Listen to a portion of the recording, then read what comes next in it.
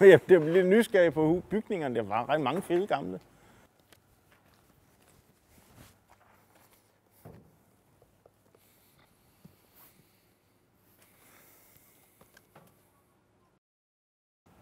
Kent ville være dykker, når han blev stor. Hele hans barndom gik med at dykke. For som han sagde, så er jeg klar til Titanic. Titanic ligger jo på 10.000 meters dybde. Og der er iskoldt og frosne senge nede i skibet. Og der er hajer, der bor inde i koøjerne. Og vi taler om et enormt skib, så det handler om at være lynende hurtig, hvis man skal nå at se det hele, sagde Kent. Der er mange skæbner i det skib. Der er mange mennesker, der sidder nede i kahytterne med fint tøj fra 1912, der den dag i dag sidder derinde, og som kun kan befries af en lynende hurtig dykker, nemlig mig. Kent havde skrevet et brev til den franske dykker Jacques Cousteau, om han kunne komme i praktik i 7. klasse på Atlanterhavet.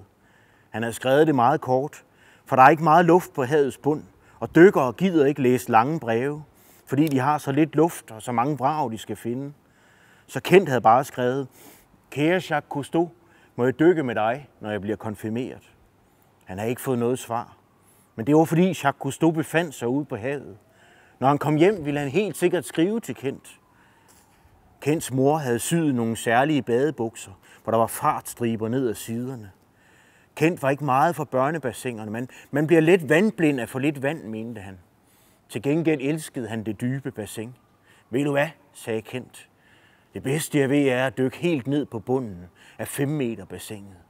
Dyk helt ned til det skriger i ørerne og trykker på hjernen, og alting snurrer rundt.